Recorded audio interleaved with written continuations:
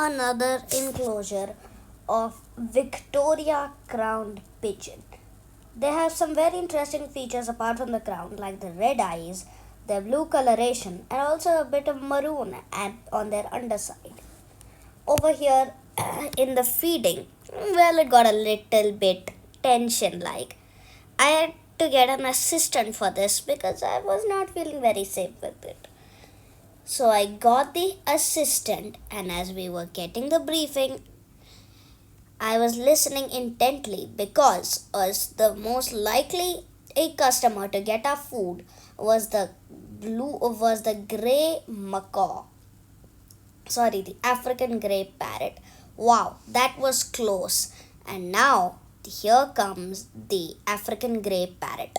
They are one of the most intelligent birds in the world and actually respond to telephone on and mimic the sound of garbage trucks backing up. I handed it to the assistant because I felt safer in filming, and lots of superb starlings were coming along as well. Well, and they were being fed, as you can see here, mealworms. Mealworms. It was actually quite nice to just witness this because there were so many birds free roaming. African grey parrots are also very big compared to the other birds in here. Just look at the size of them compared to the superb starlings and other birds that you're finding here. That it's just so incredible. Wow. Next in line, a chestnut bellied starling, which was again pushed away by an African grey parrot again, who was actually taking the lead. It was just interesting to see that. You can't see it so well, but this beautiful bird, known as the purple starling, was there right in front of me. It was a brilliant bird, and I was very close to it. It was feeding. This bird was captured in slow mo by me when it was running to catch its food. This beautiful bird was now flew away after that. As we walked along the bridge, I saw an Abdim's stork, which was just on a branch.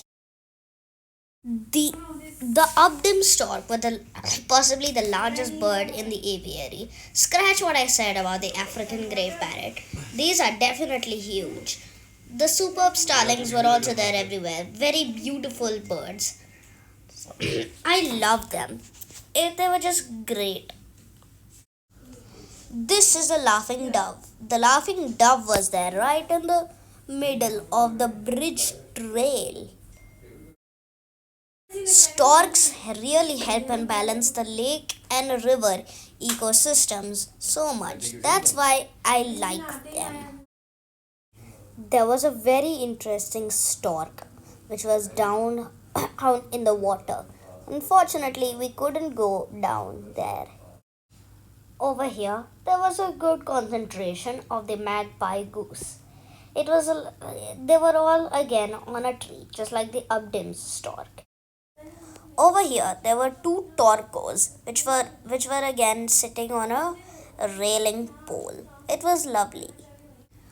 We saw a violet-backed starling.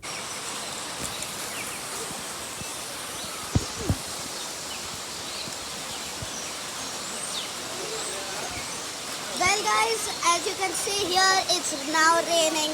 We have well hold for a bit.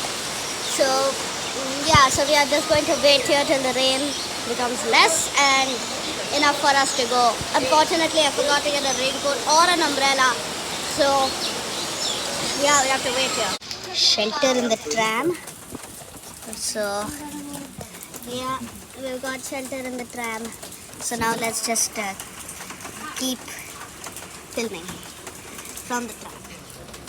Over here where we were just now was the African treetops, and hopefully It was a good experience. Except for the feeding because it got a little, well, tension like. Okay, so we should move now. Now, this is the waterfall aviary. It's a lovely, lovely paradise to be if you are a lover of a bird because there are many, many birds in here.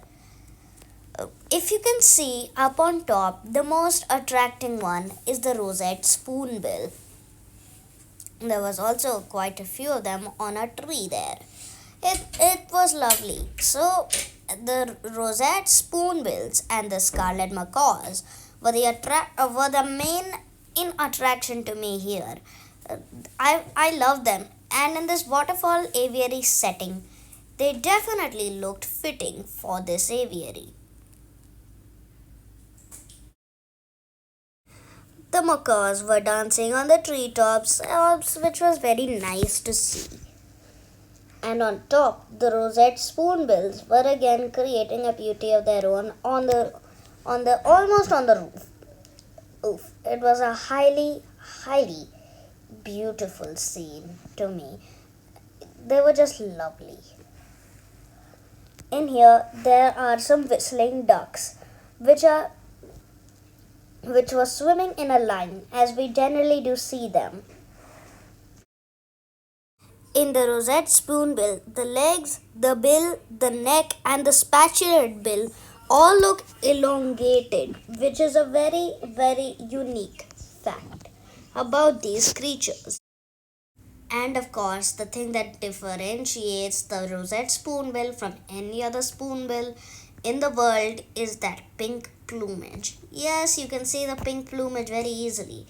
And that's even what gives them the name rosette spoonbill. It's quite good. And yes, they are quite small compared to the Eurasian or black spoonbill, and it looks so from the tree.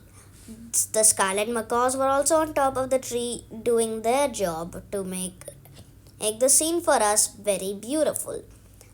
Lots of birds were perched on the ceiling as well, which was great to see.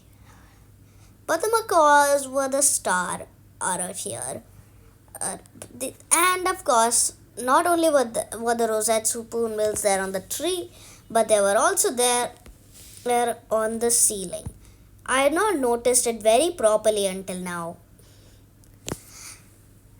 And over here, there were great white pelicans, which were happily enjoying their day, accompanied by a milky stork and rosette spoonbills. The milky stork is different from the is very similar to the painted stork, but only differentiated by the absence of a pinkish thing at the very, very tip of their tail.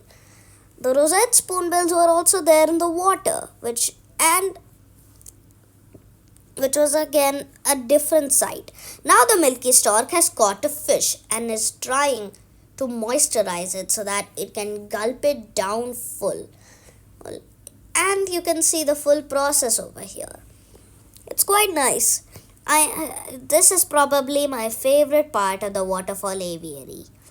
The rosette spoonbills were hanging around, and the great white pelicans were a bit lethargic because of the rain. But still, it was, well, lovely.